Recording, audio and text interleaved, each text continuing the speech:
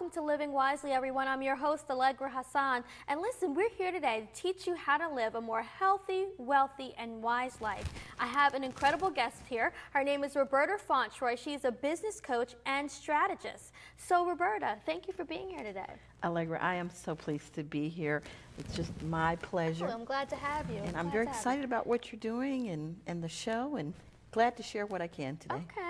Well, Roberta, the reason I asked you to come is because we have some people who are watching, our viewers, who are starting a new business. They said, well, look, spring is coming. I want to try something I've never done before. Now, do you have any tips for new entrepreneurs? Yes, I do. I think with new entrepreneurs, it's most important, first of all, that you be very confident about your vision. You have to jump right out there and do it. Don't hesitate. That is the first thing. Take a step. Take a step. Take a step towards your vision. And I think, secondly, you have to have a lot of commitment to the vision. Nothing comes easily when you're an entrepreneur. If it does, you probably better check yourself at least once or twice. Pinch yourself, because it may not be real.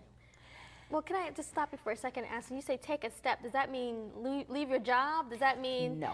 Okay, what does that take a step mean? That does not mean leave your job. So and what I'm not liable for anything of those thoughts. Yeah, because there's some people that say, I just heard Roberta say take a step. That means I'm going to, you know, hand in my 2 weeks notice. Yeah, it would not be advisable. What I recommend, like I recommended to a friend of mine some years ago, she wanted to write children's books. Oh, that's interesting. And I said, you know, the first thing is start picking a title. That costs you absolutely nothing to pick a title.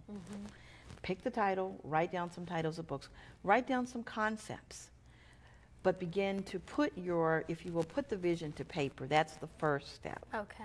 Just dream and dream big, dream endlessly. Then make the step of commitment. And the commitment will come by taking a tangible action, such as going to get a business license for starters. Oh, a lot of people don't even think that they need a license, or there's paperwork involved. Yeah, and there is. You must get the business license. I cannot stress that enough. Because without the business license, you really don't exist. A business license says to your customers that you have made a serious commitment to this.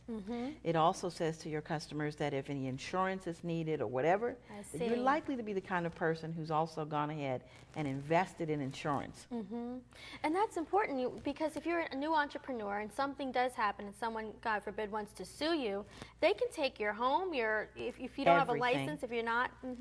Everything. I had some folks come in to my home not too long ago to do some work. Okay. Quite an interesting story. They had a business card. Yes. A business card is not the beginning of a business. Okay? A business license is the beginning of a business entity. Okay. And they came in and just had the business, quote unquote, did some very interesting things, sort of had my cup running over. Okay. And at the end, when I asked for a business license, there was none. I see. And so if there had been any issues, it was going to be very hard to pursue them, in which case Social Security number was asked for, and that would have done just fine. But as we say, then that opens you right up to the liability, open them up to the liability issues. Yes. Plus the tax issues. Now, what's the third thing you would tell someone? I think the third thing is start counting your dollars and cents. That is very important. Start counting them, start saving them. Absolutely positively count the cost. It's a biblical principle that when you go to take on something, count the cost. I don't care if you're going to be a gardening business and you just want to go around and do landscaping. You need to figure out, what does it cost me to actually get the equipment that I need, even if it's as simple as a little, what do you call those little doohickey things? There you go. That's the one. A little spade and some gloves. That's a cost. Yes. And start putting the pennies away the minute you think you want to do business at some point. Because those costs start to add up. Costs are going to be a part. And then there's the cost of your labor as well. Yes. And many times people keep saying, I want to do a business, I want to do a business, but they never put their money where their mouth is. Did you hear what Roberta Fauntroy is telling you? She's a business coach and a business strategist, and she's saying, listen, you have to count the cost. First, you have to take one step and decide what you want to do. You have to count the cost of actually going into business, and you actually have to make a commitment. So I hope that you're learning some new stuff today on Living Wisely.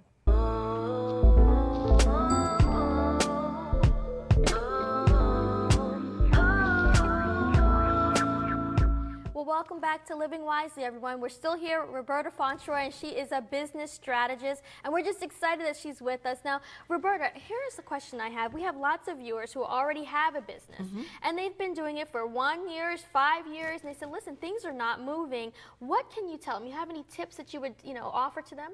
I think my first tip is persevere. That is key. Okay. You absolutely must, again, be committed to what it is that you set out to do.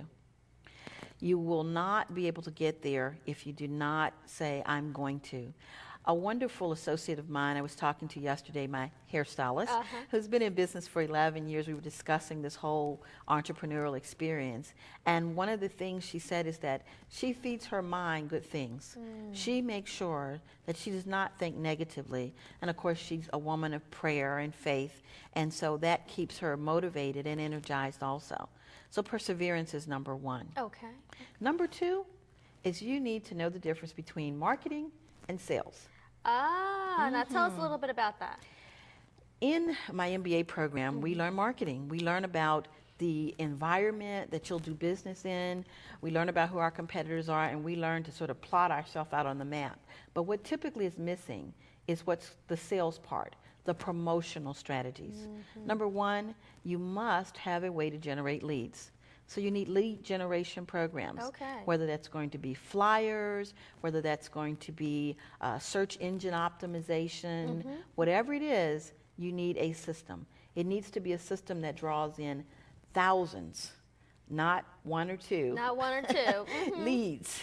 And those leads, you need to plot it out so they come in regularly.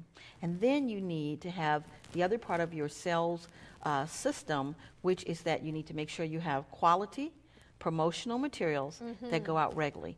For example, once you have a lead system in place, let's just say, for example, my VP of sales says we should be making 50 calls a day, which to me I thought was just out of this world. But she knows what she's doing. And thereby, if 50 calls are going out a day, that means we need to have about 250 pieces of materials, some type of activity happening with 250 contacts per week. That would give us, over 1,000 contacts, if you will, per month. And now then you break it down into the percentage. You look at what a return is that you can expect to get.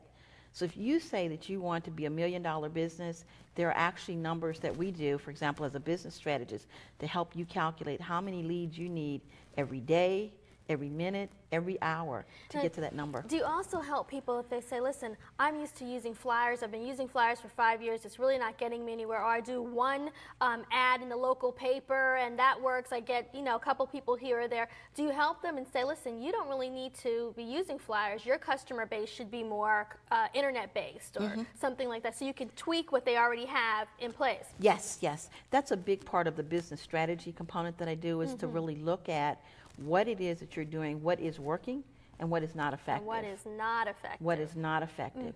The third aspect of it, which ties into this issue, is that you need to have a team. I have a team in place. I have an excellent branding specialist that's worked with my companies, and I would tap an individual that comes to my company, and with that branding person, we're going to go back and look at, for example, the quality of the graphics, of your communications materials. Are you basically practicing what you preach? Are you saying that you're $1 million company and yet you went over to your little computer and printed out your business cards? Yes, yes. Well, that's so easy to do nowadays. You can just go into the local store, buy a set of cards and print them out, but you're saying quality makes a statement.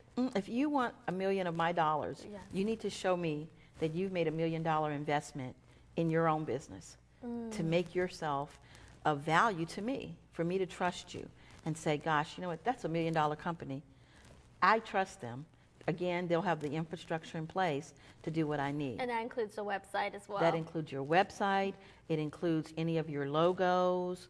It means that you have to stop sort of trying to do it yourself. I learned that very quickly after a period of time. I'm very gifted in a lot of places, but I learned it's time to turn it over to the graphic designers. Let them do it. Outsource that work if you need to, but do not go get your teenage cousin.